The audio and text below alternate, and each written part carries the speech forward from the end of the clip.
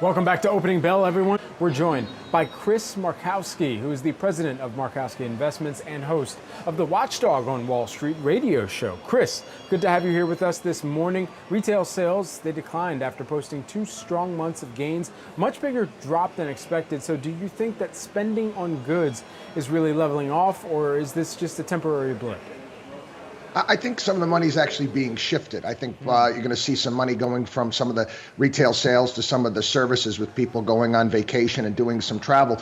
Not to mention the fact that, and I speak from experience, you go to buy something or you want to order something, whether it be lounge chairs for your backyard, whatever it may be, and they're telling you you're not going to get them until November, and you're like, forget it.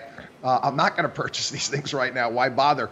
And that's part of the issue right now when it comes to retail sales, I think, as well. You just can't get the products that you want to buy. And so that's a great observation from the consumer side of the equation. Let's also talk about the producer side. The PPI that came out, Producer Price Index, the other side of the coin from the Consumer Price Index, its year-over-year gain is the biggest on record, up 6.6%. Are investors dismissing annualized numbers because of the pandemic, or is this truly something that they should be watching closely? It's something, obviously, I manage people's money. It concerns me because I know that the value of someone's dollar, real interest rates, is probably negative 10%, if not more. So over the course of the year, if you have a dollar, it's worth 90 cents at the end of the year, if not worse. That is a major problem. The fact that this number came in again, hotter than expected. I mean, any of your listeners out there, you go to a grocery store, you go to purchase something, you're seeing inflation across the board. So I don't understand who's compiling these numbers or putting these numbers together. It's like going outside and it's pouring rain on your head and they're telling you that it's dry out, that it's patently absurd. Inflation is running very, very hot, and I think it's much worse than everybody's actually letting it on. What do you expect the Fed to discuss today, especially as it relates to the consumer, the inflationary concerns that had already been on the table and have clearly elevated from the last time that the Fed met? It's interesting right now. This is an ongoing conversation and debate that I have with people all the time. I'm under the opinion that the Fed has almost become, to some degree, almost a political animal. It's kind of put into a box. We are $30 trillion in debt as a nation. We need to continue to borrow money. A lot of it is in short-term instruments. If interest rates go up, what is that going to do to our budget? How are we going to finance all of these various different spending plans that are being put forward if interest rates go up? So, what can the Fed actually do? Might they come out in a statement talking about maybe cutting back on their mortgage-backed security purchases? Possibly. People are concerned about a taper tantrum because of what happened in 2013. I'm not concerned. Markets are going to trade, and if they decide they're going to do something, they're going to sell off. It's not a big deal. But my biggest concern is what does the Fed actually do right now, and can they do anything?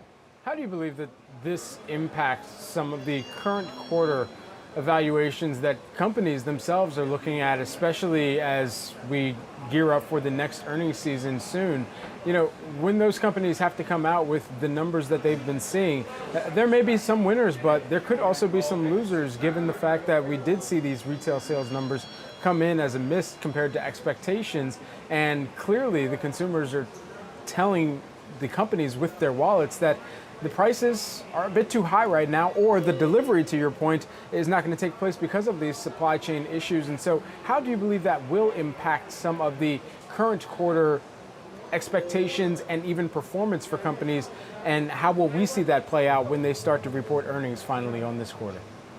Yeah, from a you said publicly traded companies to even small businesses out there, many of them that I speak to saying, we did it. We had a banner year. We're doing unbelievable. We're getting products out the door, but we could have done better.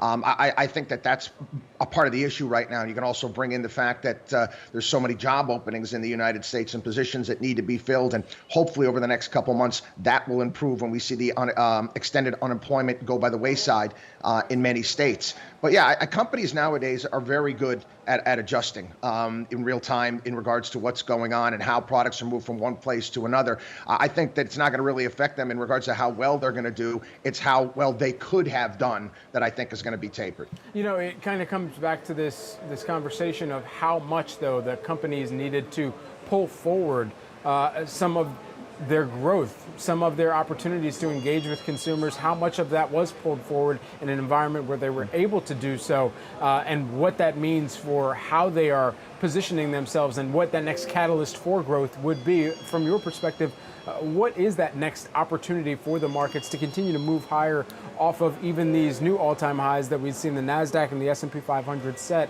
and what are investors going to be watching for? Again, I try to adjust in regards to as things are going up. I try to basically rotate assets into companies more value that hasn't been doing well. There's been some major money managers as of late talking about the fact that you may have to go in with the inflation trade, and will some commodity prices should I be going into gold and various different things. Sometimes you don't really need a catalyst. I do think the reopening trade, I think that's real, especially when it comes to the service industry. They're nowhere near where they should be. I do think that there's going to be a lot that has to be done in regards to empty retail space. We had a major real estate investment trust go under yesterday. We all know that prior to COVID, that retail was tough. But you go around New York City right now, it's there's empty spaces everywhere. What is going to be done there? So again, there's going to be some creativity that's going to take place. And when you're looking in those directions, where we're going to fix these areas, where we're going to improve, what are we going to do with this space that's gone? I think that's going to be interesting moving forward.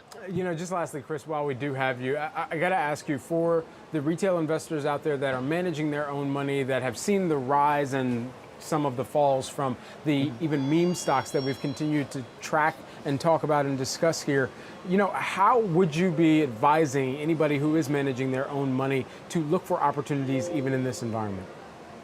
I've been saying this, I've been doing this for 30 years. And the reality is everything in life that has meaning, value, and worth involves work, time, and effort. If you think that all of a sudden there's some sort of get-rich-quick scheme out there or some quick way to make money and get yourself wealthy, it just doesn't exist.